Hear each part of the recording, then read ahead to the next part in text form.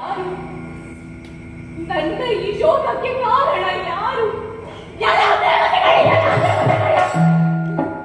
ಈ ಮಾಲಿನ್ಯದ ಹಾಲಿನ ಕಣ್ಣಲ್ಲಿ ನೀರನ್ನು ಬರೆಸಿದ ನಿಮ್ಮ ಕಣ್ಣಿನಲ್ಲಿ ರಕ್ತವನ್ನು ಬರೆಸಲಿದ್ದರೆ ತಿಳಿಸುತ್ತ ಮಾಲಿನಿ ನಾನಲ್ಲ, ಮಾಲಿನಿ ನಾನಲ್ಲ. ಯಾರಲ್ಲಿ ಹೇಳಿಕೊಳ್ಳಲು? ನನ್ನ ಈ ಕಷ್ಟವನ್ನು ನಾನು ಯಾರಲ್ಲಿ ಹೇಳಿಕೊಳ್ಳಲು?